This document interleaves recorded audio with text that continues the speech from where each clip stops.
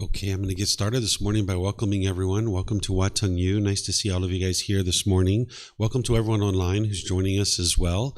Today is our group learning program where each Sunday I get together with students, guiding you in meditation, and then I do a talk on this book. Chapter by chapter each Sunday over a 7-month period, I go gradually through this book. Today we're in chapter 15, which is titled True Love, Love Without Attachment. This is where you're learning about this topic of love, because oftentimes we misunderstand love in the unenlightened state. We actually think what we're doing is love, but what you're going to find out today is that what you're thinking about love may not actually be love at all. And this is where you have challenges in your relationships, where you might find it challenging to have love, whether it's in your life partners or in your family, like your parents. You might feel like a lack of love, or you might feel like you're not receiving love. And this comes from the mind not understanding what love is, and it doesn't understand how to practice true love. So when you're practicing true love, and that's what you're putting out, more and more you'll be able to experience it coming back to you, and you'll be able to identify it when it is coming back to you. So I'm going to guide you in a meditation session, then we're going to go into this talk, and as I'm sharing the teachings, you'll be able to ask any and all questions that you like. So again, welcome to everyone here. Welcome to everyone online who's joining us as well. If you'd like to join for the meditation, we start with some chanting to ease us into the meditation. And the way that we do the chanting is over there on the cabinet, there's a laminated sheet that you can see what the actual chants are. These chants are in the Pali language. The chanting that we do, it's to help ease the mind into meditation and get more benefit out of the meditation itself. There's no rites or rituals or ceremonies or worship in the teachings of the Buddha. He didn't teach any of those things. So if you see those things associated with the teachings of the Buddha, they're not actually his teachings. During the lifetime of the Buddha, they used chanting as a way to commit the teachings to memory, so that every 2 weeks his students would come together and they would recite his teachings orally, because everything that he taught was oral. They didn't write things down during his lifetime because the technology didn't exist in that region of the world to be able to write things down.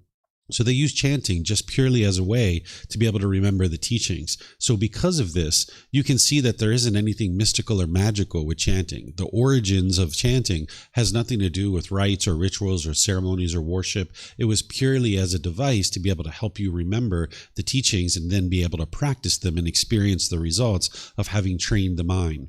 If you look at the English translations on these sheets, you're going to see a lot of appreciation, gratitude, and respect for the Buddha, because his students were learning with him and growing and developing, and they had an enormous amount of respect and gratitude for him. Because if you've learned from a teacher of how to move from the anger and the sadness and frustration and all these other discontent feelings to this enlightened mental state where the mind is peaceful, calm, serene, and content with joy, and this teacher didn't want anything from you or expect anything from you, you'd probably have a lot of respect and gratitude for that person too. So I know that the Buddha most likely didn't create these chants, because to go around and kind of teach your students to chant things to you out of respect for you, this would be arrogance. This would be pride. And an individual who's gotten to enlightenment, they've eliminated their ego. They're not going to be putting themselves above you or below you. So a Buddha wouldn't have been actually doing that. And this is why I suspect that it's his students that actually created these chants either during his life or after his death. So if you'd like to chant along, you're more than welcome. For those of you guys online, if you would like to get this chanting sheet, you can go to buddhadailywisdom.com, and from there you'll see a link for free books, and down towards the bottom there's this chanting sheet. After the chanting, I'm going to come in with some guidance. You're going to hear me guiding you during the meditation. It's like kind of giving you instructions and teaching you how to meditate while we're actually meditating together. Then there's going to be a period of time where it's just quiet and we're all meditating here at the temple, and everyone online who's joining us will just all be meditating together. I have a feeling you'll probably hear a certain sound here or there, because it's impossible for an environment to be permanently quiet.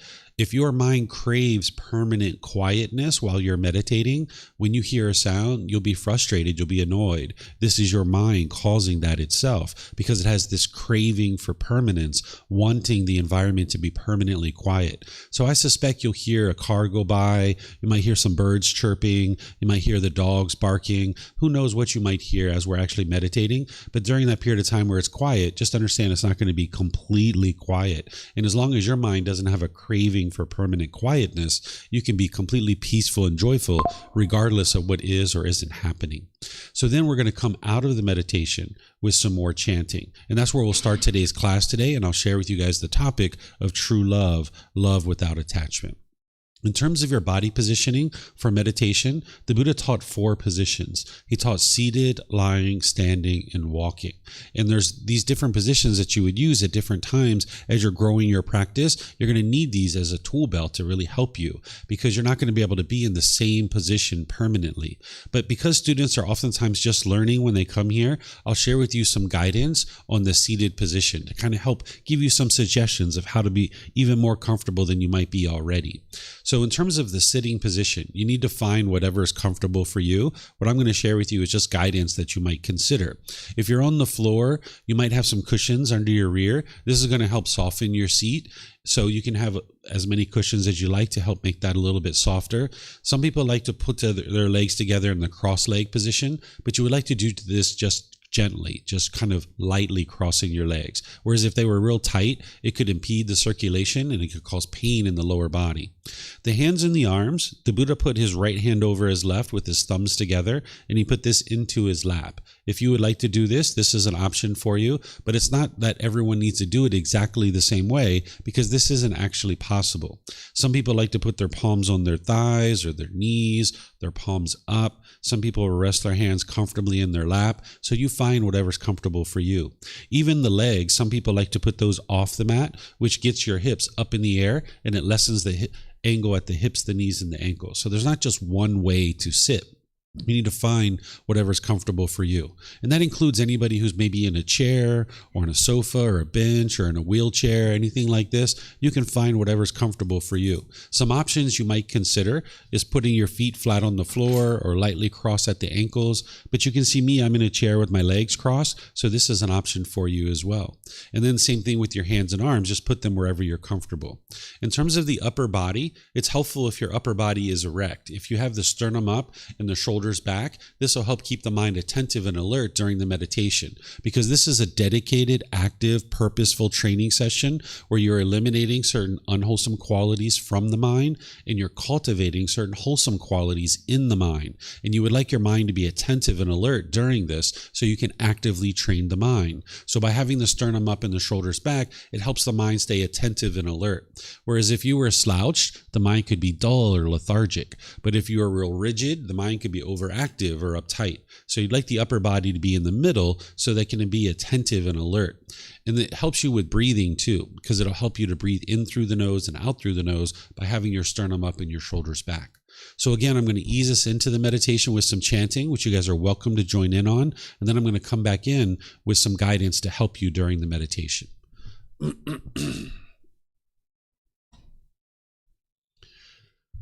Arahang Samma Sambuddho Mahakeva Wat Tung Mahakavanhang Apivateyami Savakato Mahakavata Tammo Dhammang Namasami Supatipano Mahakavato Savaka Sangho Sanghang Namami Namo Rasa Bhagavato Arahato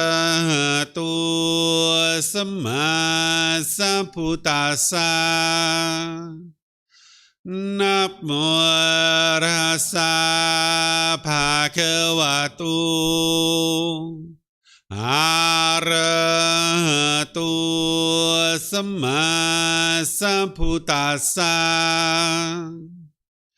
Namo Rasa Bhagavato Arahato Samma Sambuddhassa Iti piso Mahakava Arahang Samma Sambuddho Vichacharanang Sammuno Sakhato Rokavitu Anutero Purisa Dhammasati Satatawa Manusanang Bhutto Bhagavati.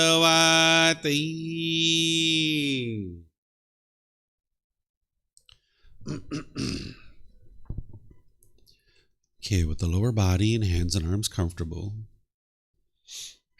in the upper body erect,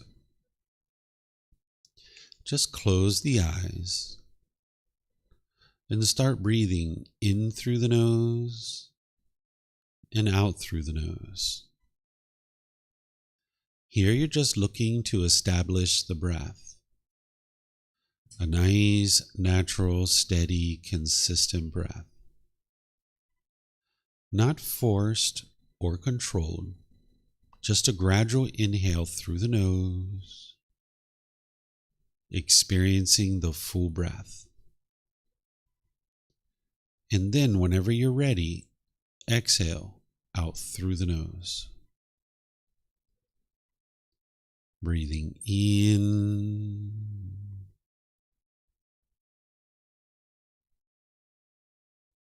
and out. Breathing in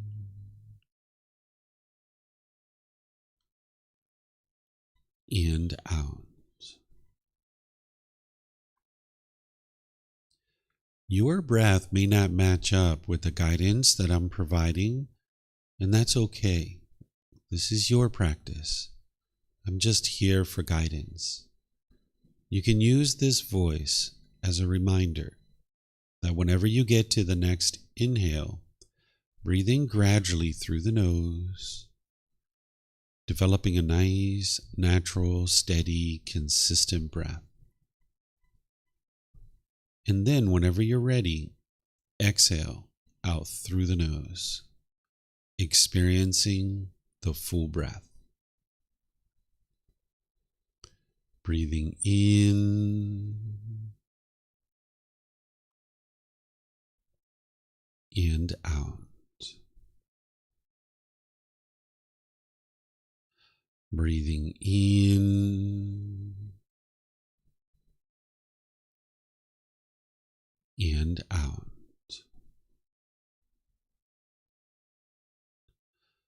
With the breath well established, start fixating the mind on the breath, either the sound of the breath coming into the nose or the sensation of air moving over the skin into the nose.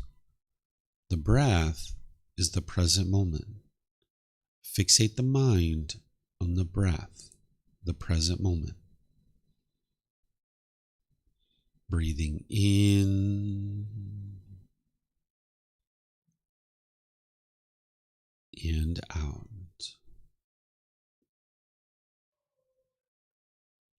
Breathing in and out. With the mind fixated on the breath, whenever you notice that it moves off the breath, cut that off, let it go, and come back to the breath, the present moment. No need to observe the thought, label it, judge it, analyze it, or even try to figure out where it's coming from. Whenever you notice that the mind has moved off the breath, cut that off, let it go, and come back to the breath, the present moment. Breathing in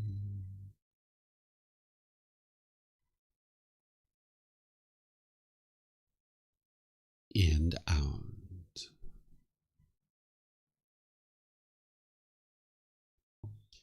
Breathing in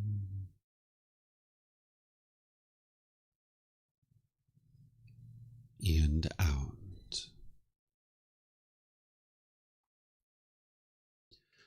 I'm going to be quiet now and let you do this work of focusing on the breath, cutting off and letting go anytime the mind moves off the breath. You have nowhere to go. There's nothing to do. No one needs you right now. This is your time to focus on the breath. Breathing in and out.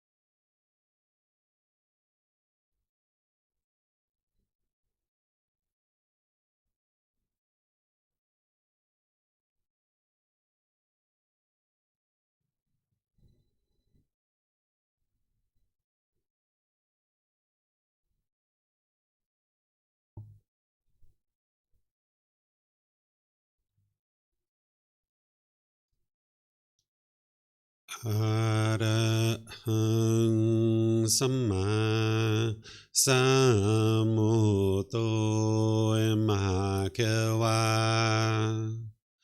โพตังมหาเขวันหังอภิวาเทมิ สวากขาโตมหาเขวัตตาธัมโมธัมมังนามัสสามิ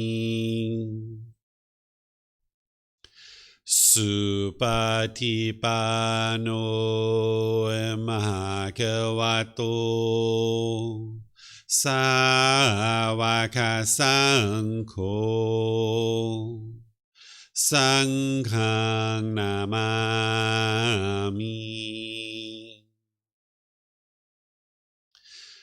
นะโมตัสสะภะคะวะโต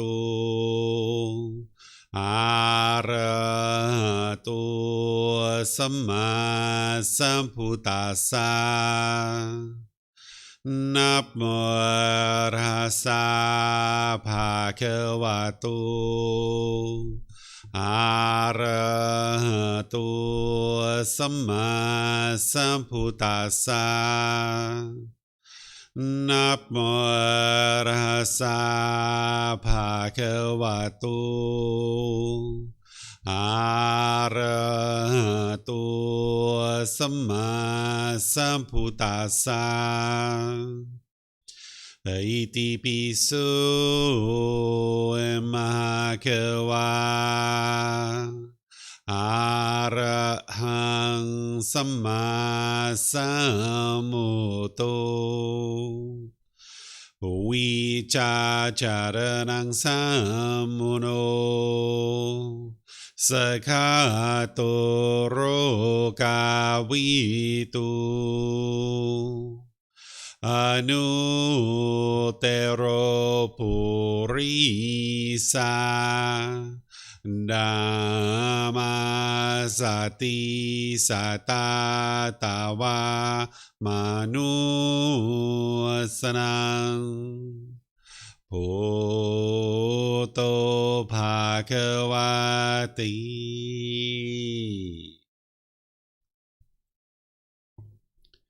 Okay, if you guys would like to slowly make your way out of meditation. Once again, welcome to all of you guys. Welcome to Wat Tung. Welcome to everyone joining us online as well. As I mentioned, today is our group learning program, and I'm going to be helping you guys to understand what is true love, love without attachment. This is a very important topic to understand on your journey to enlightenment. But before I get to that, let me just share a few things for those of you guys that maybe it's your first time here at the temple to help you feel more comfortable than you maybe already are. In the back of the room, the last two doors, there are bathrooms there. Feel free to use those at any point. You can just get up and use the restrooms. There's even restrooms outside the classroom. If you go out to the parking lot, there's signs that'll take you around to the main temple bathrooms, so you can use those as well. We even have snacks and refreshments over here that are provided by our students. You're welcome to help yourself to anything over there as well.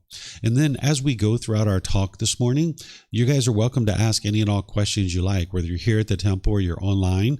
If you would like to ask questions here at the temple, we have microphones in the white bowl back there. If you press the gray button on the microphone, the lights will come on and you can hold it up to your chin and we'll be able to hear you here at the temple and they'll be able to hear you online.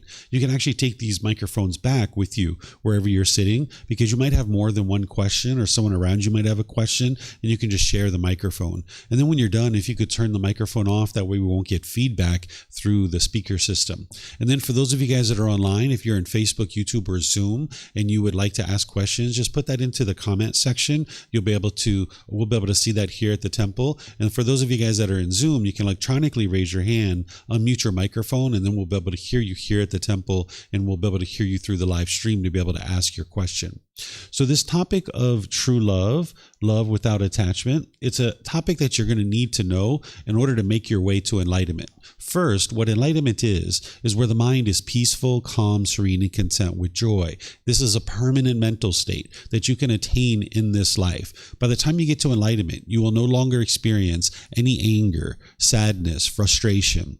irritation, annoyance, guilt, shame, fear, stress, anxiety, loneliness, boredom, shyness, resentment, jealousy. All these feelings and others are eliminated from the mind. And this is accomplished through training of the mind. You won't even have the slightest displeasure in the mind. By the time you get to enlightenment, your mind is performing optimally because you've purified the mind. You've uprooted certain pollutions that the Buddha discovered in the mind. He shares with you the tools and techniques of how to uproot these pollutions out of the mind. And when you do so, not only have you eliminated your discontent feelings and you'll no longer experience those any longer because it's physically impossible for you to experience those, but you'll notice that the mind's performing optimally. You'll notice that there's focus, concentration, clarity, and deep memory in the mind. Your personal and professional relationships will really be blossoming. They'll be at ease because you're not being bitter and harsh and hostile in your relationships any longer. And because you understand true love and you're practicing true love in your relationships, that you're not having difficulties and struggles in your relationships any longer.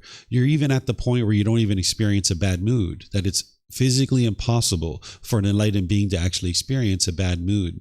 So this topic of true love is helping you to be able to understand how to have harmonious relationships, because by the time someone gets to enlightenment, their relationships are harmonious. They don't have difficulties and struggles in dealing with other people and interacting with other people. Right now, you might think that the anger and the sadness or frustration or annoyance or any of these other feelings that you are experiencing, you might think they're actually coming from other people and that other people are causing you to experience these feelings, but this isn't actually true. And you can actually understand this through the teachings of the Buddha. You can learn his teachings, examine them, and investigate them. You can reflect on them to independently verify them, and then you can practice them and see the truth for yourself that it's your own mind that's causing these feelings. But sometimes when people are misunderstanding what love is, they have a lot of difficulties and struggles in their relationships. If you experience bitterness and harshness and hostility in some of your relationships, maybe with your parents or your siblings, a life partner, if you have children, this is all because the mind isn't functioning optimally. It hasn't been purified. It hasn't experienced enlightenment. There's certain wisdom that the mind is lacking. And one of the wisdoms that the mind is lacking is what is true love. And if you're not practicing true love in your relationships, you're going to find that you're having difficulties and struggles from time to time. You'll notice you have broken relationships, that over and over and over again, you keep experiencing these broken relationships. You might find it challenging to have a life partner and someone who's in a relationship with you that's fulfilling and satisfying and sustaining. So if these are things that you're interested in improving, where you can have fulfilling and sustaining relationships, whether it's your parents or your siblings or a life partner if you choose to have one, or children, or any of these other things, by learning what true love is and then practicing true love, you'll be able to get to more satisfying and fulfilling and sustaining relationships. But one of the things I need to teach you first to be able to understand this topic of true love is help you understand what's causing the painful feelings in your relationships. Because oftentimes people misunderstand that they think that it's love that's causing their painful feelings in their relationships. But it's not love that's causing your painful feelings in your relationships. If you think that it's love that's causing your painful feelings, surely you don't understand yet what true love is, but you can understand this. So if you're listening with eager ears and you're actively trying to understand what it is that I'm sharing with you, you're going to be able to understand what is causing these painful feelings and ultimately what true love is, so that you can practice this more and more in your day-to-day life. And as you're practicing true love, you're going to see more and more love coming back to you. It wouldn't be wise to practice love because you want people to love you, but instead, if you have the wisdom to understand what true love is and you practice it because you realize it's wise to practice true love, then what you will notice over a period of time, as you're practicing more and more true love, more and more love will be coming back to you. But that shouldn't be your primary reason for practicing true love. But this is a result of your decision to practice true love. So first, let's just talk about what's causing the painful feelings, because I've already talked about that in this program, but some of you guys weren't here when I was discussing that, because this is a 7-month program. The teachings of the Buddha are going to guide you in understanding the natural laws. Is going to help you to understand your mind and why certain things are occurring in your day-to-day life. He's not giving you rules or commandments. He's not giving you rites or rituals or ceremonies or worship. He's not guilt, shaming, or fearing you into anything. He's helping you to understand the world around you. namely how your mind is functioning and how to train it to get to this point where the mind can be permanently peaceful and permanently joyful without any of those discontent feelings. And one of the first things that he teaches is something called the Four Noble Truths. This topic of the Four Noble Truths explains the problem in the mind, the cause of that problem, the elimination of it, and the path forward. In 4 simple statements, you can have this breakthrough to understanding what is going on within your own mind so that you can actually solve it, so that you're no longer blaming other people for the things that you're experiencing. So the first noble truth, which I don't have up here because I'm just using this as a reminder when I'm teaching people, but the first noble truth is that everyone that is unenlightened will experience discontentedness. This is the problem that each individual is experiencing, that they're experiencing happiness, excitement, elation, thrill, exhilaration, euphoria. But then it's only a matter of time before you're sad or angry or frustrated or irritated or annoyed or feeling guilt or shame or fear or stress or anxiety or some other discontent feeling that's very painful. But then there's also like loneliness and boredom and shyness and resentment and jealousy and all these other feelings. This is the problem that each individual who's unenlightened is experiencing. The cause of that problem is explained in the second noble truth. And this can be independently verified for yourself, that the discontentedness, the pleasant feelings, the painful feelings, and the neither painful nor pleasant are being caused by what's called craving, desire, attachment. The longing, the yearning, the wanting, the expecting. The mind wants things to be permanent, when in reality, everything around you is impermanent. This is the lack of wisdom that the mind has in the unenlightened state, that you live in an impermanent world. This is a universal truth. If you look around the world around you, you won't be able to find anything around you that is permanent. Everything is constantly changing, but the mind is craving permanence. It's longing, it's yearning, it's basing its inner feelings on some condition. So if you wake up in the morning and you see that it's sunny outside, you might get really happy. But then that happiness is based on the sun. And now, because the sun is not permanent, and now it's going to be raining an hour from now you're frustrated or irritated or annoyed. So if you allow your happiness to be based on the sun, because the sun is not permanent, your happiness is not permanent. Or if you get happy when your bank account balance is up here, you'll be sad when your bank account goes down here. You'll be frustrated or irritated. This is how you can see that it's not anybody else that's causing you to be angry or frustrated, because when the sun goes to rain and you get frustrated or irritated, there's not even anybody else involved. It's just the sun. Or when your bank account balance goes from here to here, there's not even another person involved. It's just your bank account balance has changed, because the mind craves permanence. It's wanting things to be permanent, but yet it lives in an impermanent world. As it relates to relationships, if you can think back to when you were with that boyfriend or girlfriend, when you guys first got together, you might have been so happy and so excited when you guys first got together, all these pleasant feelings, because maybe this person was checking in on you, sending you messages, calling you, seeing how you're doing. Maybe they were inviting you to the movies or to dinner. Maybe you're going to the park, having great conversations. You might be having intimate contact at different times. And there's all these pleasant feelings that you're experiencing. You're so happy with this new thing that you've got. But then over time, there was these expectations that you had of this person. You wanted this person to be a certain way, and they probably had expectations of you, and they wanted you to be a certain way, and you couldn't fulfill their expectations permanently because of impermanence, and they couldn't fulfill your expectations of what you wanted permanently. Early on in the relationship, there weren't very many expectations, so everything was so happy and so joyful. But then over time, when your expectations grew and their expectations grew, things changed, and this is where the harshness and bitterness and anger came in. And then when you guys broke up, you might have felt bored or lonely, or you might have been missing this person for a period of time. You might have been angry or frustrated with this person. This wasn't because of your love. What it was the mind was craving. It was longing. It was yearning. It was holding on to this person, expecting this person to be permanent in your life. And when the mind experienced this impermanence, it didn't like that. It didn't understand that. It didn't like this change. right? You can look at this in relationship to like if your family members have died or someone close to you have died, maybe your grandparents or your parents or your brothers or sisters. You're not a bad person if you grieved or you were sorrowful during that period of time. But what was going on was the mind was craving permanence. It was wanting this individual to be permanent. So if grandma passed away and you were sorrowful and you grieved, this is because the mind's attached. You're attaching your feelings to this person. And if the mind's getting what it wants, which is grandma or grandpa to be alive, you're happy. But when the mind doesn't get what it wants, it gets angry or sad or frustrated, or in the case of a death, maybe you're being sorrowful or grieving.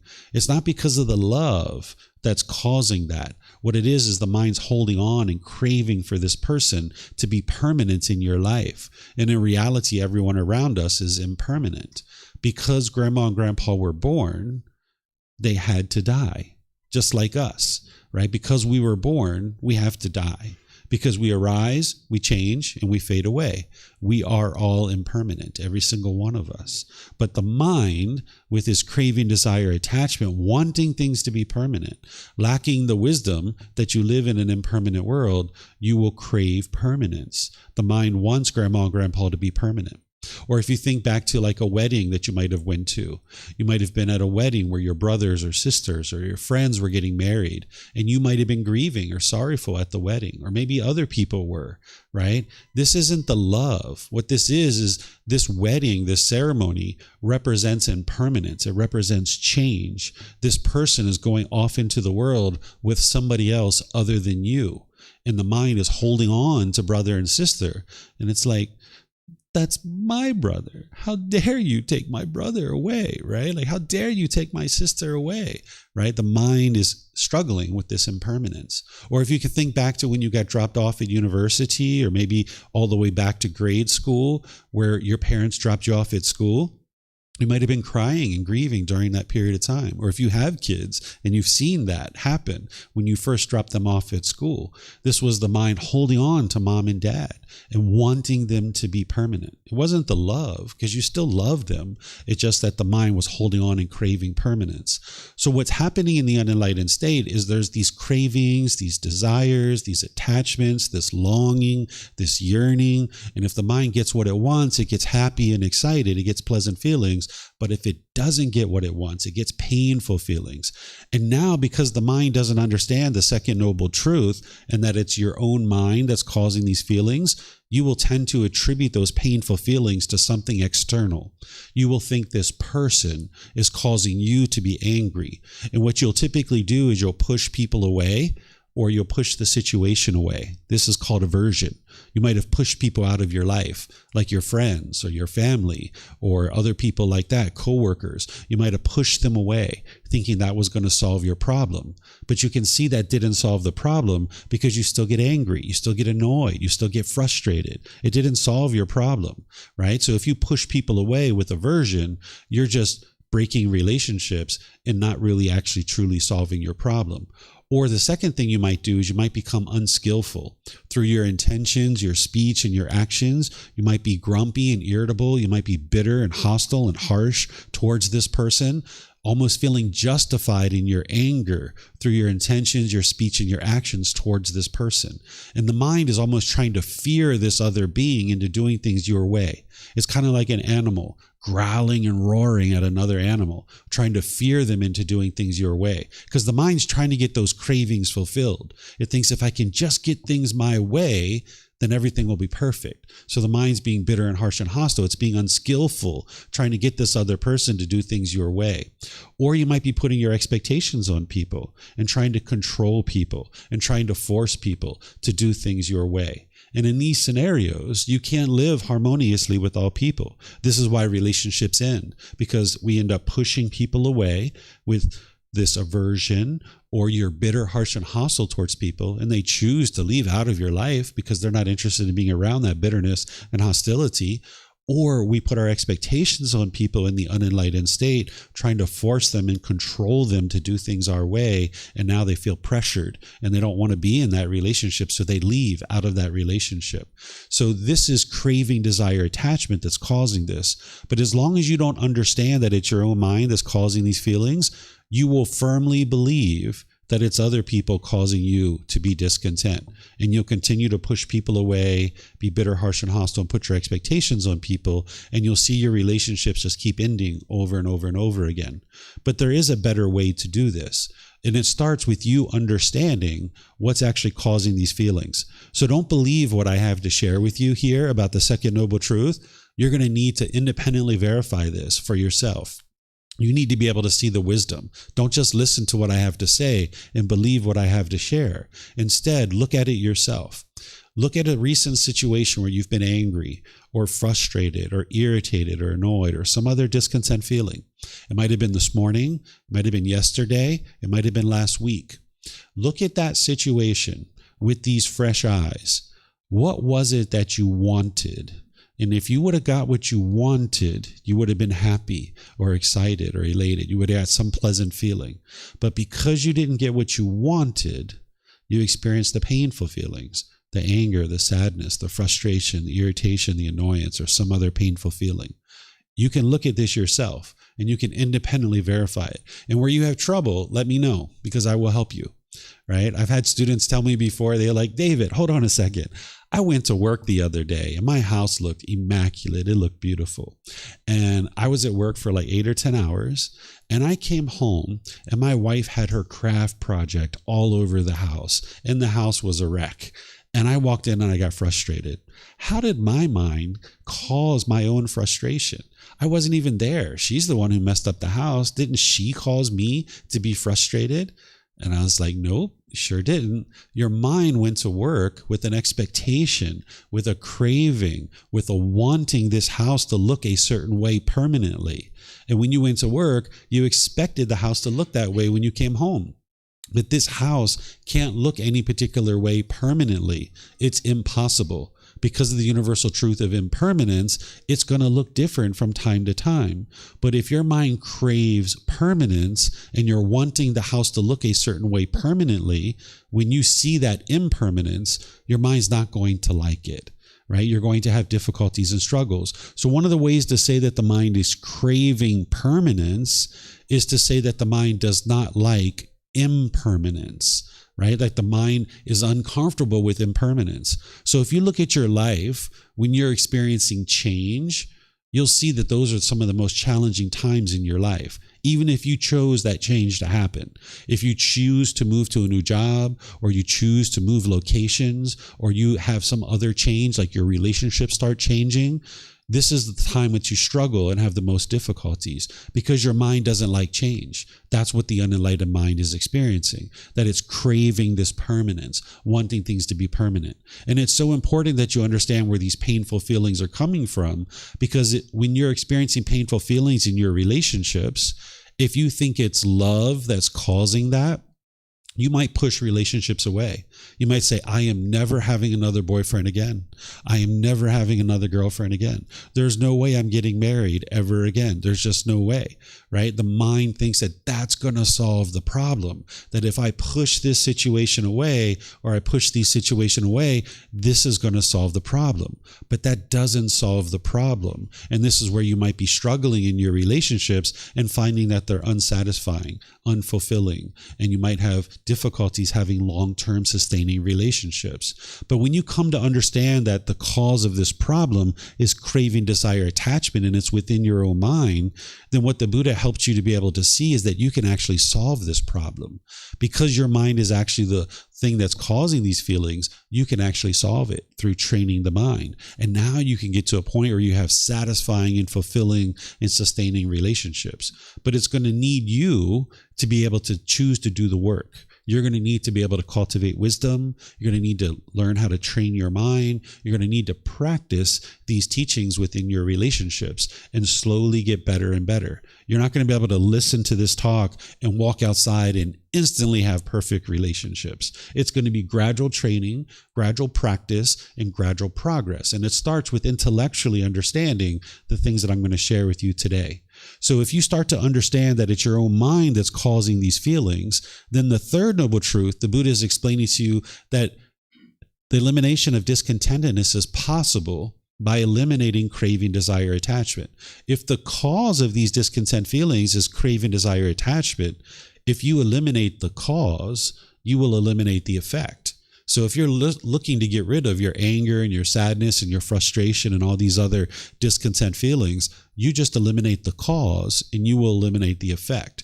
So the Buddha gives you the complete perfect plan in the fourth noble truth, which is the Eightfold Path. The Eightfold Path is a complete perfect plan that explains to you exactly how to eliminate your cravings, desire, attachment, your longing, your yearning, chasing after the objects of your affection like a unquenchable thirst. But when you start doing that and you start understanding that, sometimes the mind swings over here to the other side where it's dull and lethargic and it doesn't pursue anything in life. So you need to be able to see that that's not what the Buddha is teaching you to do either. There's this middle way where you can gradually work towards your goals, objectives, or interests through wise decision making. But you're not forming your inner feelings on whether or not you accomplish those things or not. If you're forming your feelings on whether you accomplish something or not, that's not an actual true goal. That's a craving, desire, attachment. That's if I get what I want, I will be happy. And if I don't get what I want, I will be sad or frustrated. That's a craving, desire, attachment. A true goal is you can work towards this goal through wise decision making. And if you accomplish it, great. And if you don't, that's okay too. You just look at it and you're like, hey, what should I do here? Should I add more resources? Should I extend my timeline? Or you know what? Hey, 80% of this goal is fine. I'm actually able to do exactly what I need to do with 80% of this. And that's no problem, right? So one of the things that's happening is craving, desire, attachment is masquerading as a goal, objective, or interest. So you need to learn how to gradually pursue things, not because you're chasing pleasant feelings, but because it's a wise decision to work towards a certain goal or objective. The other thing that craving, desire, attachment is masquerading as, it's masquerading as love. And the mind is misunderstanding what is love. You might have been in relationships where you met somebody.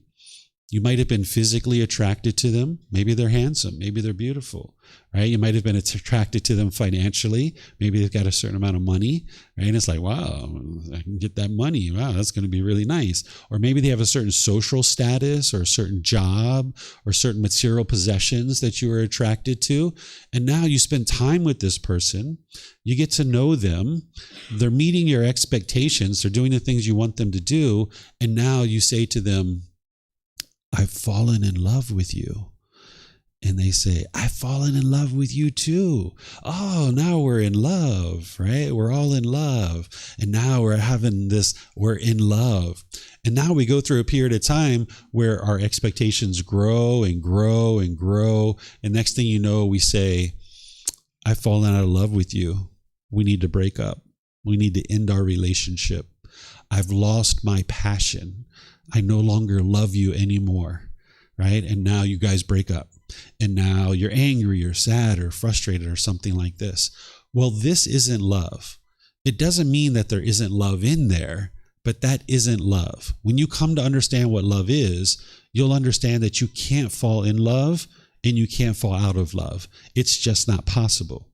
What this is over here, which is craving, desire, attachment that's masquerading as love, what this is the mind saying, you're meeting my expectations. You're doing all the things I want you to do. And as long as you do things my way and the way that I expect you to do them, I will love you. And I will say I love you. And I will tell other people that I love you. And I will act as if I do love you.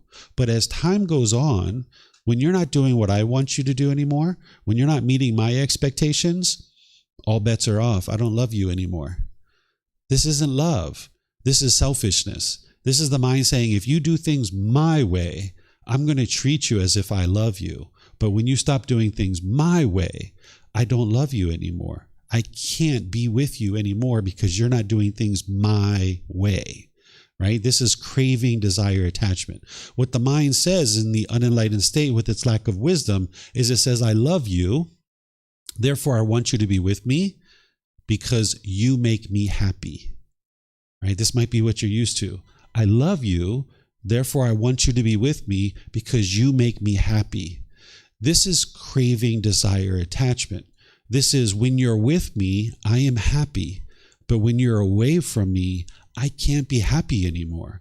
I feel miserable. I don't feel good when you're away from me. This is because your feelings and emotions are attached to this person, wanting them to be permanent in your life. And when they're with you, you're getting what you want. You're getting your craving, desire, attachment. You're getting your expectations and your wants met because they're with you. But now when they're away from you, the mind doesn't like that impermanence. It's holding on to this person, wanting this person to be permanent in your life. And now when they're away from you, you feel lonely, you feel bored, you miss this person, you feel miserable. They're just going away for a 2-week business trip. It's just impermanence, that they can't be with you permanently. But when they're away from you, you don't feel good, right? This is attachment masquerading as love. You might think that miserable feeling that you're having is from the love, but it's not from the love. It's from the craving, desire, attachment. It's the mind craving this person to be permanent and now attaching your feelings to whether you're with this person or not. When you're with this person, you're happy because the mind's getting what it wants. Just like when it's sunny, I'm happy. But now when the person goes away from you, the mind's not getting what you want. And this is where the sadness or frustration comes in. Just like when it rains, the mind's not getting what it wants. So it's experiencing those painful feelings. So you need to be able to see the painful feelings that you're experiencing isn't from the love. This is from craving, desire, attachment. This is the mind craving permanence. There's no such thing as conditional love, but we might call this conditional love. It's, if you meet my conditions and you do things my way, I will say I love you and I will function as if I love you. But when you don't do things my way, all bets are off. I don't love you anymore. I can't say I love you anymore. I can't spend time with you. That we might call conditional love, even though there's no such thing. It's, if you meet my conditions, if you do this, and this, now I will love you. But what I'm going to introduce you to now is true love, because there's something better out there for you. There's something that's going to really transform your relationships. And when you understand what this is and you start practicing it, this is where you'll get to your satisfying and fulfilling and sustaining relationships. What true love is where you love people as they are. You love them unconditionally, without putting expectations on them, without trying to control them, without trying to force them to do certain things your way. Understanding that each individual person is their own individual being, and they need the space to be able to do things their way. And when you do this, you can get to unconditional love, where you love people unconditionally, where you understand you're going to disagree with people's choices and decisions, and that's normal. And you can disagree with their choices and decisions while still loving the person. If you can only love people who do things your way, there's only one person in the world that you can love, because there's only one person in the world that does things your way all the time. Do you know who that person is that does things your way all the time? It's you, right? And you might even have trouble loving yourself sometimes. So if you can only love people who do things your way, you're only ever going to be able to love one person, and that's yourself. And that's where the selfishness is, right? But if you can understand that the choices and decisions that people make versus the person themselves are two different things, and you can understand that I can disagree with the choices and decisions that this person makes, and I can still love the person. Meaning what love is a genuine interest in seeing this being be well. Unconditional love. You have active goodwill towards this person. You would like to see them be well. And part of them being well is being free of your expectations, being free of you putting certain wants or expectations on them. Think about the people who put expectations on you. You probably don't like it. Right? If like mom and dad try to control you and force you and tell you what to do and what not to do, you're like, oh God, get away from me. Why do you keep putting those expectations on me? But you don't think about that when you do it to somebody else. That's the interesting thing about the mind. You don't like it when someone does it to you, but you might be doing it to somebody else, putting your expectations on others. So you can get free of that, where you understand what true love is. The reason why people are making decisions differently than you is because there's more than one way to do things in the world. But with the mind's ego, which is arrogance and pride, you'll think your way is the right way and everybody else is doing it the wrong way.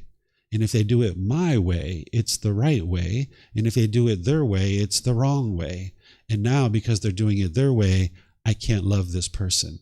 But if you can get to true love, where you love this individual unconditionally, you can understand, because of the natural laws, the universal truth of impermanence, people are going to make decisions differently than you. And that's normal. It's okay. I've never met anybody that has agreed with everything that their parents have done in their life. Has anybody ever agreed with everything their parents did? Anybody? I've never met anybody that has agreed 100% with everything their parents did, right? So if you can only love people who do things your way, you're not going to be able to love people unconditionally. Unconditional love is, you didn't earn my love, therefore there's nothing you can do for me to stop loving you. It's loving you as you are. Where this over here, this craving, desire, attachment that's masquerading as love, it's I love you, therefore I want you to be with me because you make me happy. What unconditional love is I love you, therefore I would like to see you be well. Right? I would like to see you be well. I have a genuine interest in seeing you be well. Right? It's not about me. It's not about what I want for you. It's about you being responsible for your own wellness. Sometimes what we do with craving, desire, attachment is we think we're responsible for other people's wellness, right? Like if we see mom or dad headed for problems, or we see our children headed for problems, you might want to jump in there and tell them what they should or shouldn't be doing, because you have difficulties because you want them to do it your way. Or people might be doing this to you. They might be stepping into your life and telling you what you should or shouldn't be doing. This is because they want you, through their craving and expectations, to do things their way. And they can only be happy if you do it their way. So you're going to need to be able to restrain your mind and pull it back and realize that people are going to make decisions differently than you, and that's okay. It's okay for people to make decisions differently than you. That's just impermanence. And you can still love them. Right? So my son or my wife or any of my other family members, they frequently do things differently than me, but I still love them, right? And I'm not trying to control them or force them to do things my way. They need to be able to have the freedom to make their own decisions. And that's part of loving somebody, is stepping back and letting them to make their own decisions, because you stepping into their life and trying to get them to do things your way is your cravings, desires, attachments taking over, your expectations, wanting them to do things your way. And you can only be happy if they do things your way. So you need to get rid of that ego, that arrogance, understanding that your way works for you, but it might not work for other people. And that's okay. Other people can do things differently. You can get to the point where you don't even have the slightest dislike towards other people. When you start understanding more and more what true love is, and you're practicing it in your relationships, you won't even have dislike towards another being. Right now, if there's certain people that you like and certain people that you dislike, this is coming from your own mind. When you have cravings, when you have expectations and wants, when people do things your way, you will like that person. But when people don't do things your way, you will dislike them. And you will think that it's coming from them. You'll think that they are the ones who are causing you to dislike them. But in reality, it's from your own mind, having expectations of wanting this person to be a certain way. And if they meet your expectations, you like them. And if they don't meet your expectations, you dislike them. Right? But when you understand the universal truth of impermanence, then you can understand that each individual person is going to do things differently than you. And that's okay. It's just impermanence. You can get to the point where you have love for everybody, like all of you. I love all of you, right? I love every single one of you. What that means is I would like to see you be well. I have a genuine interest in seeing you be well. And that's why I'm willing to come here and share teachings with you that are going to help you to have better relationships and have a better state of mind, because I love you. Because I would like to see you be well. I don't want anything from you. I don't expect anything from you. I'm not going to control you. I'm not going to give you a bunch of rules and commandments and things like this to follow. I'm just going to love you as you are. And then when you ask me questions and you would like help, I'm here to help you, and I'm here to support you, and I'm here to encourage you. But it's each individual person that needs to do the work to learn and grow and develop. You're not responsible for other people's wellness. Each person is responsible for their own wellness. Sometimes we think that we need to make our parents happy.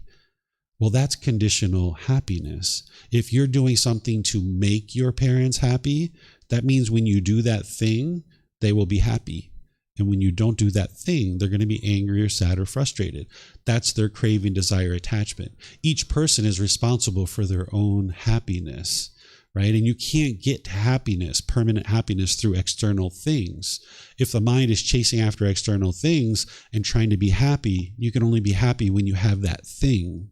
And that thing is impermanent, so therefore your happiness is not permanent. So if you're interested in getting to sustaining, fulfilling, satisfying relationships, you're going to need to practice true love, where you love people as they are. You're not trying to force them or control them to do things a certain way. You're not trying to change them. Each individual person is responsible for their own inner growth, their own development. And it's not up to us to force other people or control other people to be a certain way. It's up to each individual person to choose for themselves how they would like to be. So the way that I think about this is like my son, for example. He's 12 years old. He is his own being. Even though we say he's my son, he's not mine. He doesn't belong to me. He is his own individual being, right? And I'm kind of in this parallel process, kind of helping him and guiding him, because dad is impermanent in his life. I am not permanent, right? He's going out into the world, doing things on his own. I can't be there with him all the time. So the best thing I can do is help him cultivate wisdom. So I'm like this parallel process that when he asks me questions or he needs help, I give him guidance and I share with him things that he needs so that he can become wiser and wiser and make wiser and wiser decisions. But I'm not here to put expectations on him or control him or force him to do things. He needs to make his own decisions about his own life. And that's loving somebody, is not trying to control them or force them, but have a genuine interest in seeing them be well and not allowing your own selfish desires to get in there and try to control somebody else to do things your way. And this is where arguments and frustration happens, because mom or dad are doing things, or brothers or sisters are doing things.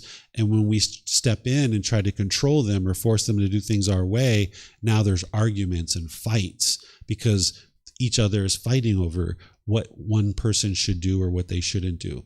So you can get to fulfilling, sustaining relationships when you actually step back and you're there to help people and you're there to support people. But it's up to them to decide that they're interested in your input and that they're interested in understanding what it is that you have to share. When you're practicing true love to the highest degree, you can actually get to a point where someone could murder your mom and you could still love that person. Loving somebody doesn't mean you agree with what they did. It means that you have a genuine interest in seeing them be well. Sure, this person might need to go to jail. Sure, they might need to get some education to learn and understand that killing somebody is not the way that we function as human beings. But we can still love this person. We can disagree with their choices and decisions that they killed this person, but we can love the person, right? We can disagree with their choices and decisions to murder or rape or whatever other people do in the world, but we can love the person, where we can have a genuine interest in seeing them be well, right? So this is the height of unconditional love, that we just love individuals as they are. But it doesn't mean we agree with everything they've done. We just have a genuine interest in seeing them be well, active goodwill towards all beings. One of the things that you need to learn with true love is not only how to love other people and not put expectations on other people, but you need to learn how to love yourself. This is part of understanding true love, is loving oneself. This sometimes is very challenging too, because just like the mind puts expectations on others and tries to control others to be a certain way, you might be putting expectations on yourself and finding that it's hard to love yourself in some situations because you have all these expectations stacked up. And if you meet your expectations, you get happy. And if you don't meet your expectations, you start being degrading and disparaging within your own inner dialogue, within your own mind. that you become degrading and disparaging to this being, who you are. And you need to get to the point where you don't do that to yourself, where you can have this uplifting thoughts, you can have this cheerfulness, this brightness, and this radiance within your own mind, that you're not degrading and disparaging yourself. And the way that you do that is get the expectations out of the way, where you have goals and objectives that you're gradually working towards, but you're not chasing them and forming your inner feelings on whether you accomplish that or not. So you can get to the point where you have love for this being as well, where you have a genuine interest in seeing this being be well, and you're making wise decisions towards that, rather than putting expectations on yourself, and you can only feel good about yourself if you meet those expectations. So when you get those things out of the way, and you're just gradually working towards things as a goal, objective, or interest through wise decisions, now if you meet that objective, great. And if you don't meet it, that's okay too. But you don't have to be degrading and disparaging to yourself just because you didn't meet a certain goal or objective. You can just look at the progress that you've made and like, okay, maybe the 80% towards what I'm looking to accomplish. So I can put more resources towards this. I can extend my timeline, or I can just be fine with the 80%. That's all I really need, is the 80% is just fine. And now you can maintain your peacefulness, you can maintain your joy, because you've worked towards this goal or objective, and you've accomplished what it is that you needed to accomplish. And even if you didn't accomplish it, there was certain learning that you gained there. There was certain wisdom that you cultivated as part of this growth towards this certain goal or objective. So you can love yourself as well. And then there's love for your parents or caregivers, right? As I mentioned, I haven't met anybody who's ever agreed with 100% of the things that their parents did. So the Buddha teaches us to have love and care towards our parents and caregivers, because these are the individuals that helped us to sustain our life. We are now all adults. We are all self-functioning. We can go out into the world, acquire the things that we need in life, in terms of our food, clothing, shelter, and medical care. And we're at that point in our life because of these individuals that were with us early in our life. When we were infants and we first came into this world, we couldn't sustain our life. We needed other people to feed us, to clothe us, to bathe us, to teach us things, that we ultimately got to a point where we could stand up on our own 2 feet, and now we can take care of ourselves. So if it wasn't for those individuals, no matter whether we agreed with what they did or not, if it wasn't for those individuals, we wouldn't be where we are today. And more likely than not, we disagreed with some of the things that they did in our childhood or as we were growing up. And that's normal. That's the impermanence of the world. So the Buddha teaches us to have love and care for our parents and caregivers, because they're the ones who brought us up, they fed us, they showed us the world, they helped us to be able to see how to sustain our life. And now that we're adults, we have the ability to train our mind and be able to get to enlightenment, where the mind can be peaceful and joyful permanently. You can even do this when you're a child too. During the lifetime of the Buddha, people were getting to enlightenment as early as age 7. Can you imagine from the age of 7, never experiencing sadness or anger or frustration or irritation or annoyance? Wouldn't that have been wonderful, right? So my son, he's been learning since he's about 6 years old, but I really think about it that he's been learning even when he was in the womb of his mom's stomach, because there was things that she was doing like meditation, and there were other things we were doing as he was an infant and toddler to help him. But he started to formally learn when he was 6, and now he's 12. He very rarely becomes discontent in his day-to-day life. So if you can imagine learning these teachings early in life, you could get to the point where you as a parent have so much wisdom about these teachings, you can help your children to be able to get to this point where they don't have to go through the same struggles and difficulties that you did when you were growing up, with all the misery and difficulties and struggles that you experienced. And this just comes through helping them to learn the natural laws. But nonetheless, the Buddha teaches us about this kind of debt of gratitude, the way that I think about it, towards our parents and caregivers for helping us to sustain our life to the point where now we can live life in the way that we sustain our life independently. I've got some words in here from the Buddha to be able to help you understand this, that illustrates what he's teaching you here. And I'll kind of read this to you so that you can understand what he's teaching you. And my eyes are a little bit weak, so I'm going to take this off so I can read it for you. It says, the title of it is called Repaying One's Mother and Father. He says, monks, there are two persons that cannot easily be repaid. What two? One's mother and one's father. Even if one should carry about one's mother on one shoulder and one's father on the other, and while doing so, should have a lifespan of 100 years, live for 100 years, and if one should attend to them by anointing them with balms, by massaging, bathing, and rubbing their limbs, and they even void their urine and excrement there, one would not have done enough for one's parents, nor would one have repaid them. Even if one would establish one's parents as the supreme lords and rulers over this great earth, abounding in the 7 treasures, one still would not have done enough for one's parents, nor would one have repaid them. For what reason? Parents are of great help to their children. They bring them up, feed them, and show them the world. So I'm going to pause here for a second. What he's sharing is that if we did all these material things for our parents, we still haven't done enough for them, right? If we carried one on one shoulder and one on the other shoulder for 100 years, and we're bathing them and, cleaning up their urine and their feces, we're massaging them and doing all these material things, giving them all this riches and establishing them as the supreme lords and rulers over the entire world, essentially, he's like, we still haven't done enough for our parents. And these are all material things. This is material possessions. These things are impermanent. This rich wealth, it arises, it changes, and it fades away. It doesn't lead to ultimate happiness. We can give our parents all kinds of money and gifts and material possessions, but it doesn't lead to ultimate peace and ultimate joy and the permanent peace and the permanent joy that the mind can experience when he talks about this next thing. This is the thing that he says we can do in order to repay our parents for this debt of gratitude. He says, but monks, if when one's parents lack confidence, one encourages, settles, and establishes them in confidence. If when one's parents are unwholesome, one encourages, settles, and establishes them in virtuous behavior or moral conduct. If when one's parents are selfish, one encourages, settles, and establishes them in generosity.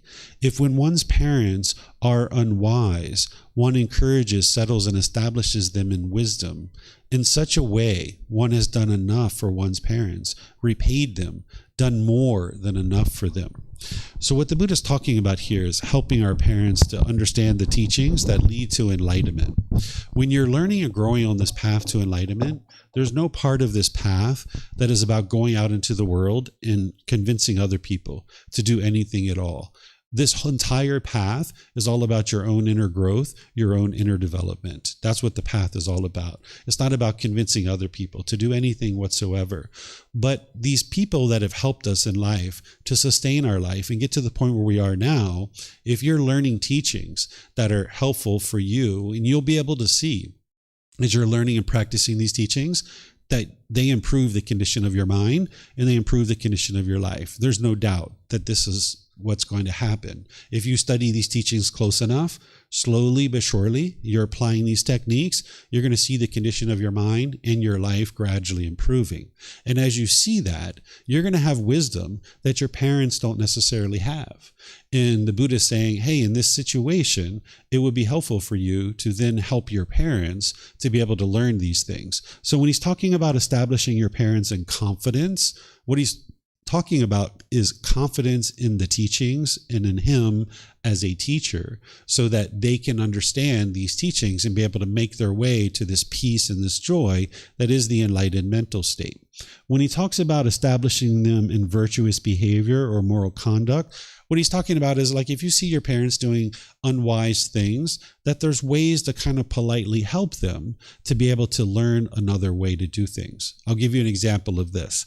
When I was growing up, I spent a lot of time with my grandparents. And my grandparents grew up in a very different time than us. They grew up in the USA, and they were born in the 1920s. When they grew up in a time frame when, depending on the color of your skin, you would drink in one water fountain, and then the other people would drink in another type of water fountain. People would go to the front of the restaurant, or people would go to the back of the restaurant. And every once in a while, when we'd be driving down the street, my grandmother would take me back and forth to college. I would hear her or my grandfather say something that I considered to be unwise. We might consider it to be racist if we heard what they said.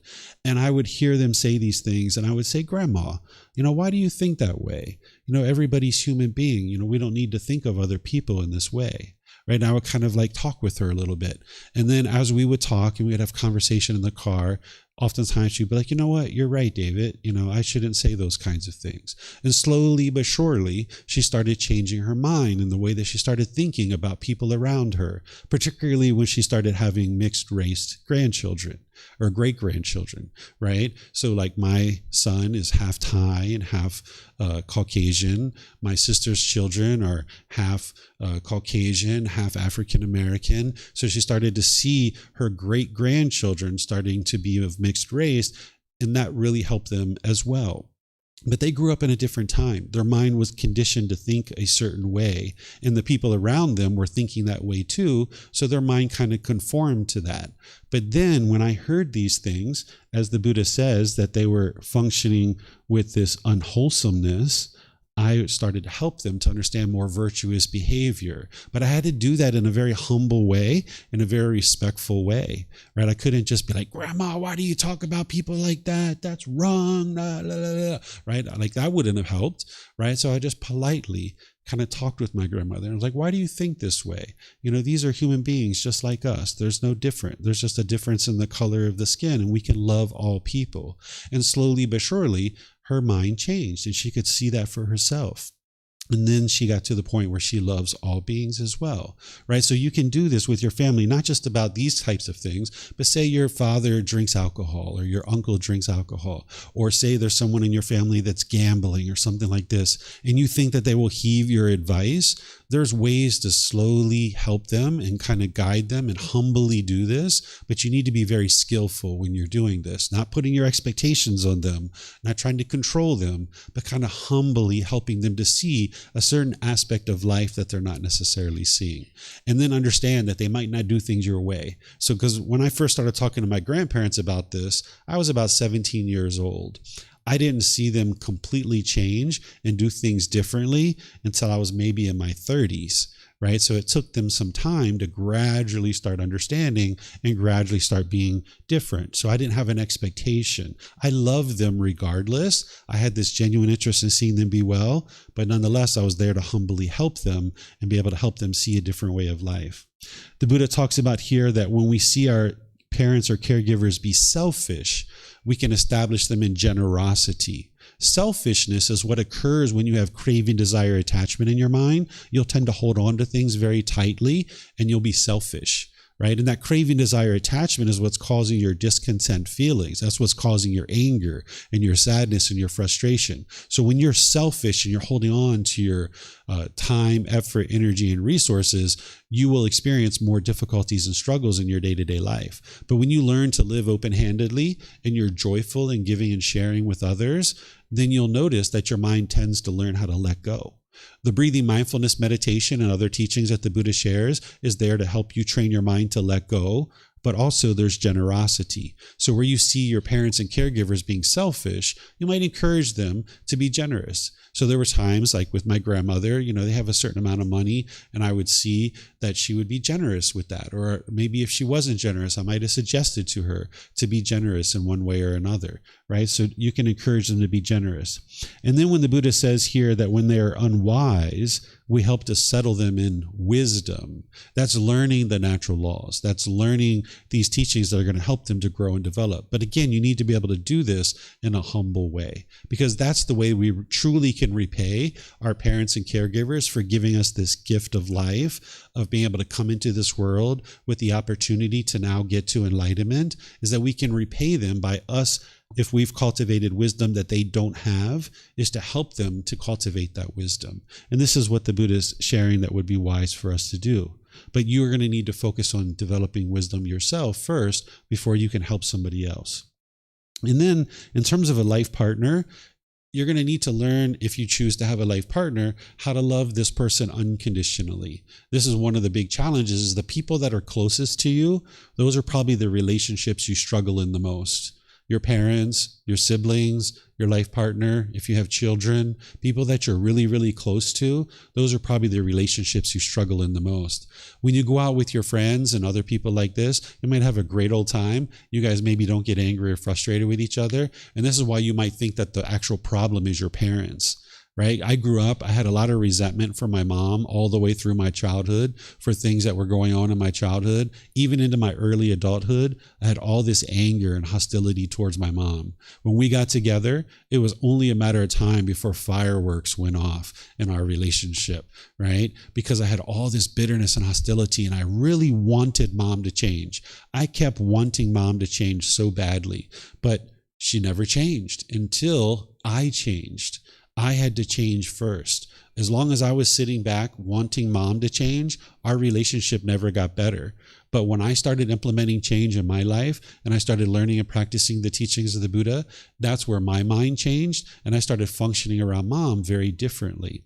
So the relationships that you have, that you're having difficulties and struggles in, you might actually think the other person is the problem. Just like I did. I always thought my mom was the problem. Now, she was doing things that were unwise, but we couldn't ever get to better relationship until I started changing my mind. So it was almost like a log jam. Like me and mom's relationship had a log jam. And I had to pull out the log of anger. I had to pull out the log of hatred and resentment and hostility and bitterness. And when I pulled out all those logs, the relationship flowed better. But I had to train my own mind first for that to be able to occur. So for the last many, many years before she died in 2017, our relationship was wonderful. We never had any arguments or never hostility or anything like that. But it came from me transforming my mind, understanding what true love is, and practicing that with mom. Before, I had expectations of mom. I wanted mom to be a certain way, and she never met my expectations. When I got rid of my expectations and I just realized my mom is operating through the wisdom that she has, or the lack thereof, and she was doing the very best that she could, and I could just have gratitude for the fact that she sustained my life and she helped me to get to where I could sustain my life myself, then I could have appreciation and gratitude for her. But when I wanted her to be here and she was here, I could never be happy with her. But when I got rid of this and I was like, that's where mom is, and I'm going to meet mom where she's at, and I'm just going to love her as she is, then we could have a wonderful relationship. But as long as I had these expectations, she could never meet those expectations. So I just got rid of those expectations and started treating her more loving and more kind. And I can explain to you more details of how I did that if you'd like. But once I did that, when I started being loving and kind with her, more and more she was being loving and kind with me. It just took time for us to transition our mind and transition our relationship. So any relationship that you're having struggles and difficulties in right now, that is impermanent. You can change that.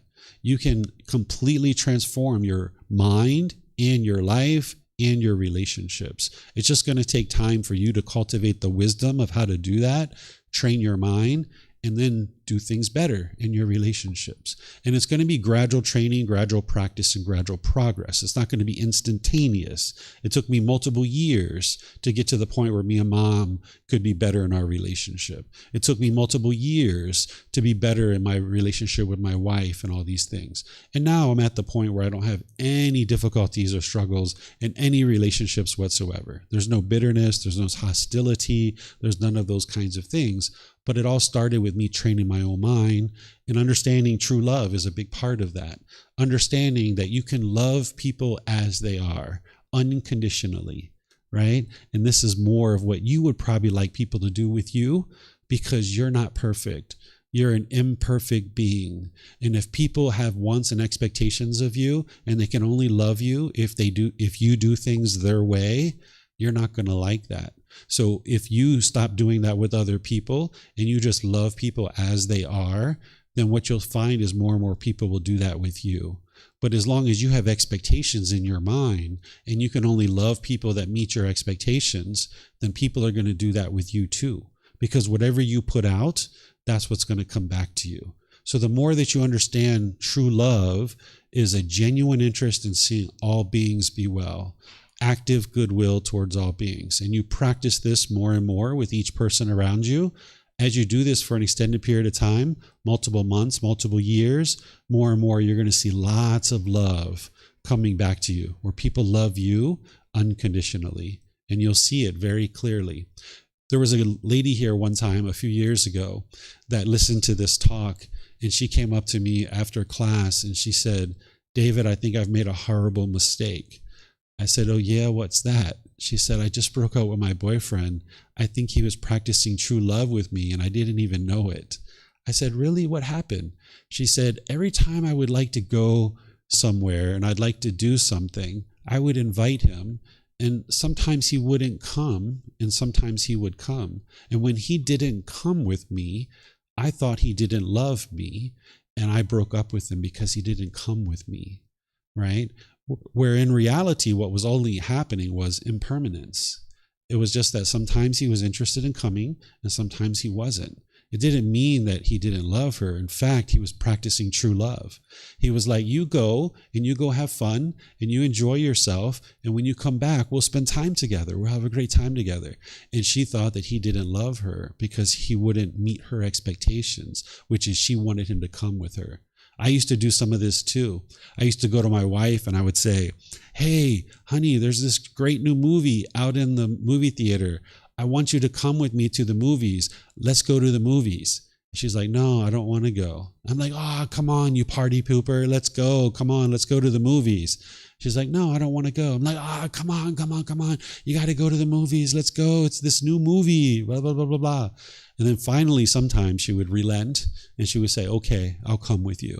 But then she was grumpy the whole time and she was irritable, and I was grumpy and irritable, right? Because she wasn't getting what she wanted, which was to stay at home. And I wasn't getting what I wanted, which was a joyful, happy wife to go out to the movies with. So we were both grumpy and irritable. And that's the old way that I used to do things.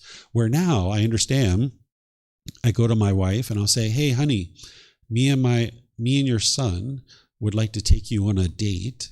We would like to take you to the movies. Would you like to go?" And sometimes she says yes, which is very rare. Other times, most often, she says, "No, I'm not interested in going." And I'll say, "Okay, we're going to go to the movies. We'll see you later. Have a good time." Right? And then we'll leave. And she's getting what she would like, which is to stay home and enjoy her time at home. And we're getting what we would like, which is go to the movies.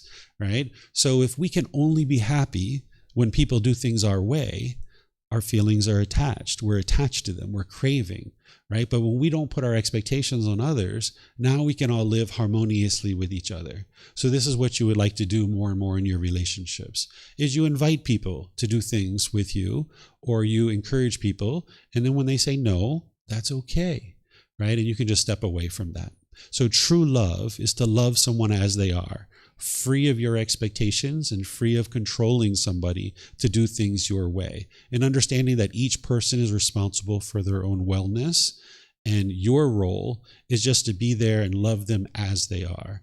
And if they would like support from you, if they would like help from you, you're there to help them, but you don't insert yourself into people's life and try to control them and get them to do things your way. So this is everything that I have to share. Typically, I pause at different times and open up to questions, but I thought what I would do is just kind of explain everything and give you guys a chance to ask questions. You guys might have questions because some of the things I shared might be very different than the way that you currently think or the way you currently function in your relationships. So I'd like to give you guys an opportunity to ask any and all questions that you'd like. So yeah, if you like a question, there's some microphones right there in that white bowl. Just get a microphone. And for those of you guys that are online, you can put that into Facebook, YouTube, or Zoom, or you can raise your hand in Zoom and ask any questions that you like by just unmuting your microphone. So yes, ma'am. So I'm now 25 years old, and I having this problem with my mom since I was 7. Because she's like very traditional Chinese mom. She always tell me what to do, and then since 7 I tell her we are equal, but she doesn't accept that. And then till yesterday, she kept telling me I shouldn't come to Thailand, and I shouldn't wear what I want to, and I should change my profile picture, blah blah. And then every time she tell me what to do, I just immediately get angry and I'm just keep running away from her. But I've tried multiple times since I was 18. I was becoming adult, and she told me that she knew she's controlling me constantly, and she told me that she loves me and she doesn't want me to go away from her. But that's what I did. I went away from home to college and continued to do that during my master's degree. So I always feel painful when I think about her, and I just don't know how I can stop me from running away, because I'm really touched by the what Buddha said. Like I should teach her wise thing and help her to think wisely. But every time she came up to me, I just keep running away. Yeah, so that's my question. Okay, so actually, let me share this first.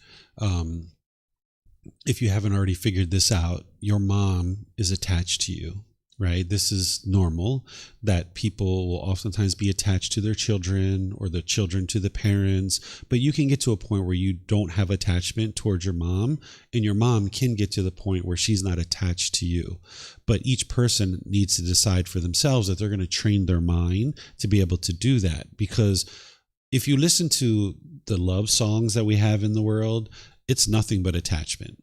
Like when somebody's singing, and I won't sing to save you guys, right? But when somebody's singing like, oh, I can't live without you. I'm down on my knees begging and pleading. Don't leave me, please. I can't go on in life without you. I will feel miserable if I don't have you as part of my life.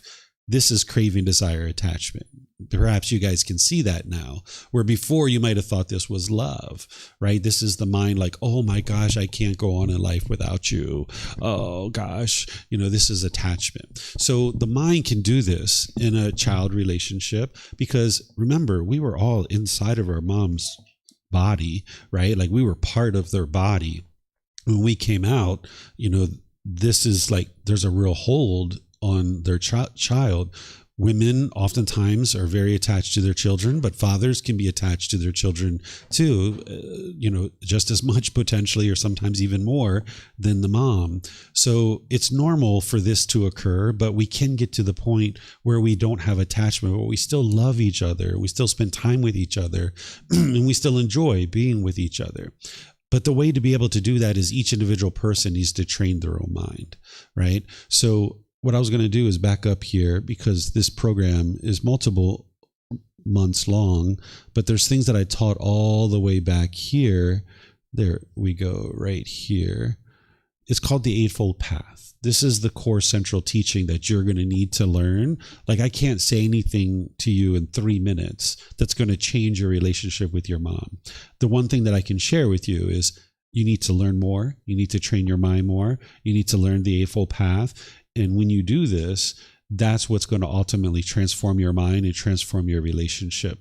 So whether you attend classes with me or courses, or you watch recordings that we have, everything's available to you at no cost. Even the books and audiobooks and videos and podcasts, even personal guidance. You can sit down with me and I will help you, but you're going to need to spend some time to learn this Eightfold Path. This is what's going to guide you and be able to get to the point where your mind's functioning without attachment towards your mom. And as you learn how to do that and you become better at that, then your mom will be able to experience that, and she might on her own decide to also learn and train her mind to not be attached to you. But the way that you guys get to peacefulness and joy in your relationship is not by the child doing everything that the parent wants. That's oftentimes what we think. And that's what the parents think, that if I can just get this child to do things my way, everything will be perfect. And this is their mind craving and having expectations. Maybe your mom didn't want you to come here to Thailand because of the recent news about the Chinese actor up in Myanmar. Yeah, I've heard about this, right? So this is your mom wanting you to be permanently safe and thinking that if she goes to Thailand, she won't be safe she's going to experience painful feelings if that occurs. And now she's trying to control you so that you won't get into an unsafe situation. So the best thing you can do is train your mind in the Eightfold Path. I suggest you start with this first book, which you can download from our website for free.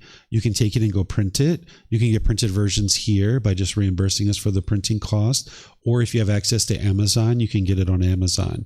And if you slowly learn this book, and I have classes and recorded classes and live classes where you can learn this. Like tomorrow, I'm going to be starting a course from 9 a.m. to 3 p.m. Monday through Friday, which is a Foundation in the Path to Enlightenment course. And I'm going to be teaching the Eightfold Path on Tuesday. I'm going to be walking students through step by step, helping them to understand it. So if you can learn this and start to practice this in your day-to-day life, that's what's going to transform your mind and your relationships as well. Thank you. Yeah, you're welcome. But don't give in to your mom's expectations. If she wants you to do things a certain way, do it just the opposite, right? Like one time my wife came downstairs and my son and I were sitting at the table and we had these cups. And at this time, she used to wash the dishes mostly. Now we all share in washing the dishes. But at that time, she was washing a lot of the dishes. And she saw we had cups on the table because we would drink and use the same cup for like 5 or 10 days. So she wouldn't have to wash so many dishes. Because if we got a cup every single time, she'd be washing like 10 cups from me, 10 cups from him, and she'd have a lot of dishes to wash. So she came downstairs one day and she saw we had these cups on the table. She's like, why do you guys have all these cups on the table? Why don't you just put them in the sink? I need to wash these cups and it looks so messy. La, la, la. And then we just looked at her. And then she just walked away. She went upstairs and I looked at my son and I said, you know what we need to do, right? And he's like, yep, I sure do.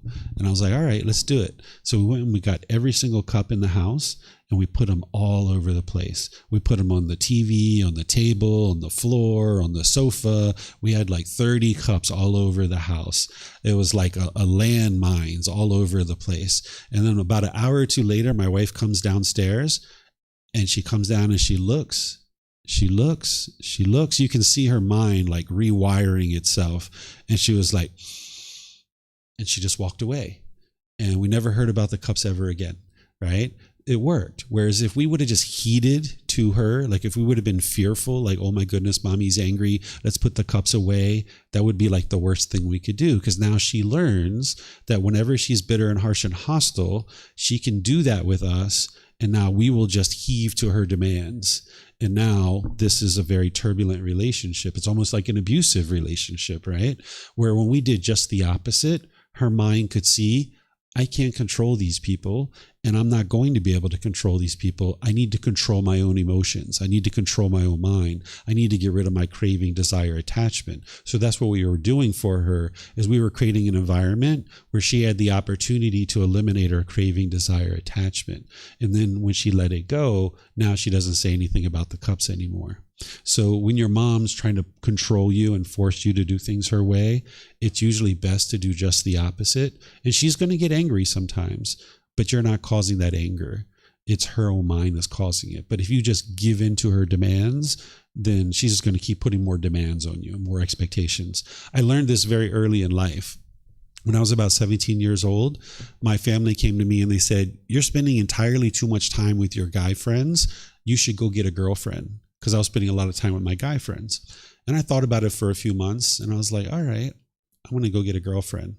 And I went and got a girlfriend. And then I started spending time with her. And then my family came to me and they said, you're spending too much time with your girlfriend. You should be spending more time with us. And I was like, man, you can't make these people happy, right? Because there's a certain expectation and you work as a child to meet that expectation. And then the expectation changes. And now you have to work really hard to get to that. And then the expectation changes, right? This is their craving, their desire, their expectation. So what I learned very early in life, and I told my family flat out, is I said, my goal is not to meet your expectations. That's not what I'm here to do. I'm here to live life the way that I would like to live life. You guys live life the way you would like to live life. I'm going to live life the way I would like to live life. And then we don't put expectations on each other and try to control each other. So they still tried to control me in certain ways, but I never gave into it. And then ultimately they just stopped trying to do it because they realized they couldn't do it. And that's what happened with my wife. She realized that she couldn't control us with the cups. So when your mom's putting expectations on you, do just the opposite, unless it would be harmful to somebody or to you, but do just the opposite. And slowly but surely, she's going to realize that you're not that little 7-year-old girl anymore, that you're a 25-year-old woman and she can't control you. And then slowly but surely, she'll stop trying to control you. But also at the same time, learn this. Okay. Any other questions? Yes. We have microphones up here. Let's see if we have anything online as well. Welcome to everyone online. Nice to see you guys there this morning. Yes. Not yet, but it will if you. There it is. This one? Yep. That's okay. Working. Yep. Okay. Jing, by the way, I'm so glad to be here. I just want to know, how do we practically let go expectations of other people? I mean, I'm still having hardships in my relationships with my family, and I know I've had hardships with my past relationships as well. Theoretically, I know I need to let go expectations of other people, but how do we practically do that? Yeah, this path right here is what's training your mind to let go, because the mind's holding on because of its lack of training. The mind holds on. So the meditation we did this morning, the breathing mindfulness meditation, the goal of that isn't to eliminate your thoughts. The goal is actually to train the mind to let go. So I don't think you were here during the meditation, were you? Okay. So we did a meditation where your mind, when it moves off the breath, you train it to let go and come back to the breath. There's generosity, which trains your mind to let go. When you're practicing giving and sharing without any expectation of anything in return, this trains your mind to let go. So breathing mindfulness meditation and generosity is really targeting the craving, desire, attachment, and training the mind to let go. But you wouldn't be able to just do those two things to be able to train your mind to let go. You would need to do these other things too, because each one of these factors that the Buddha teaches you is training your mind to let go. So same advice is you're going to need to learn the Eightfold Path. This is the core central teaching of the Buddha. And the primary thing that he's teaching you to do is how to let go. And each one of these factors of the Eightfold Path is training your mind to let go. But there are targeted trainings like breathing mindfulness meditation and generosity that's helping you to do that. But you wouldn't be able to do that in isolation. You still need these other things as well. So the same advice I gave her about starting with the first book or coming to the class on Tuesday, or you can come the whole week if you like. This week coming up, you'll be able to learn how to train your mind to let go. Because that's what the expectation is. It wants things to be a certain way. And it feels like if I get things my way, I'll be happy. And if they don't do it my way, I'll be sad or frustrated. So you need to learn how to train your mind to let go and not crave and long and yearn and expect things to be a certain way. Other questions? Adrian?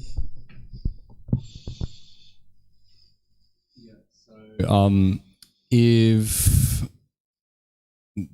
there's a situation and like ill will or like other beings or this being harmed is witnessed, right? And anger arises, do the best to cut it off and let it go. And then like I want to practice like exercising true love for whoever has implemented that, right? Where out of like the teachings or the Eightfold Path is that kind of like taught? Is it through compassion? Is it through loving kindness? Can you explain that? Where is what taught? Where is like that kind of like exercise of like after I've like kind of cut it off and let it go, that like that the anger or whatnot, that the being who's exercising ill will or like doing other beings harm, where is like the true love taught out of the teachings? Is it through compassion? Is it through I see. loving kindness? Yeah. Are there like more things there? Yes. So when you learned in that course where I taught you harmony in relationships, and you learned the Eightfold Path, and you learned about the 4 healthy mental states of loving kindness, compassion, sympathetic joy, and equanimity, what you're doing is with your mindfulness, which is awareness of mind. Adrian's already learned this, so this is why I can go into this, but the rest of you guys can learn a little bit of this too. With your mindfulness, which is awareness of mind, when you're aware that the anger and the hostility and the ill will is rising, that's where you apply right effort to cut that off and let it go and eliminate that unwholesome quality out of the mind. And then if you understand that the antidote or the remedy or the solution or the prescription for anger is loving kindness, which is what true love is loving kindness, then you apply right effort to bring in the wholesome quality of loving kindness. So when you see the anger come up, you need to be able to see it with your mindfulness, then apply right effort to cut it off and let it go. And if you've been training your mind with breathing, mindfulness, meditation, and generosity, you will be able to let it go. And then when you let it go, then you apply right effort to bring in the wholesome quality of loving kindness, or this genuine interest in seeing all beings be well. So that's where it integrates into the Eightfold Path. Mm-hmm. All right, so there's a lot of details here in the teachings of the Buddha. What I'm going to do on Tuesday is I'm going to help you guys to understand word by word and factor by factor using the original words of the Buddha. I'm going to walk students through in a way that you can independently verify what this Eightfold Path is. So that's part of the course that I'm going to be teaching starting tomorrow. So if you guys would like to come to this, you're more than welcome to come to our Foundation in the Path to Enlightenment course tomorrow, and I'm going to be live streaming it as well. So if you guys are traveling or you're not able to come, it's going to be recorded on our YouTube channel, on our podcast. You'll find it there, and you'll find it on our Facebook group as well. And all these books and audiobooks and things like that, you can learn it there as well.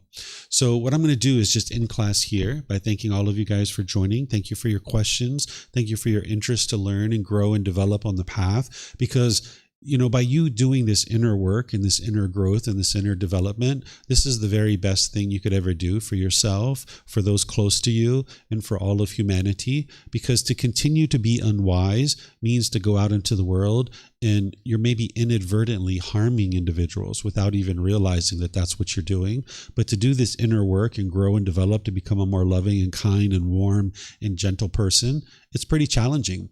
But when you work through those challenges, you can get to the point where life is completely at ease, where you don't have any struggles and difficulties in your life anymore. And it just comes through you cultivating wisdom and training your mind. So if you'd like to learn more, there's plenty of opportunities here for you to learn more. As I mentioned, next week, I have this Foundation in the Path to Enlightenment course, Monday through Friday from 9 a.m. to 3 p.m. On Friday, we're going to be going on a tour, like a field trip, outside the city to go to some different temples. So there's a whole host of things. You can see the dates on our calendar over there on the bulletin board. It's also on our website as well. Next week in this particular program on Sunday, I'm going to be teaching chapter 16, which is titled Dissolving the Ego.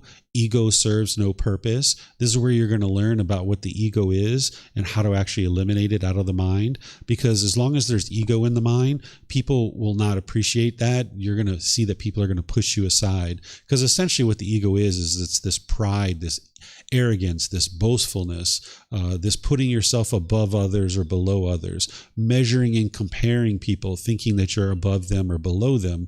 And as long as you're doing this, your mind's not going to be calm and peaceful. And when other people are experiencing this from you, they will tend to push you away, and you'll see that you'll have difficulties in your relationship. So by eliminating your ego, you'll actually be able to get to the point where you can reside with everybody harmoniously, because you just see yourself as equal to everybody else rather than putting yourself above people or below people. So I'm going to be teaching this next week as part of this class on Sunday. But there's other classes and courses and stuff like that that you can see on our bulletin board and on our website as well. And if you have something you'd like to come and talk with me about, you're more than welcome to, either here or through messaging apps and all the other things like that. But whatever you choose to do today, have a very lovely and wonderful rest of your day, and perhaps we'll see you next time. Sawadee khap, sawadee khap, sawadee khap.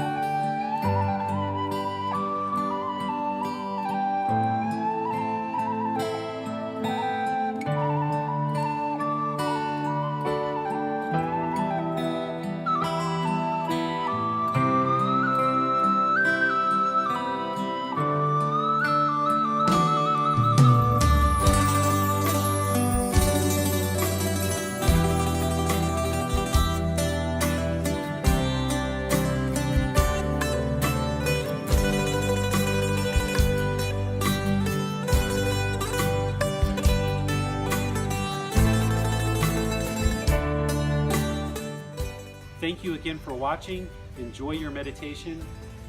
Look forward to seeing you online and answering any questions that you might have. Thank you so much.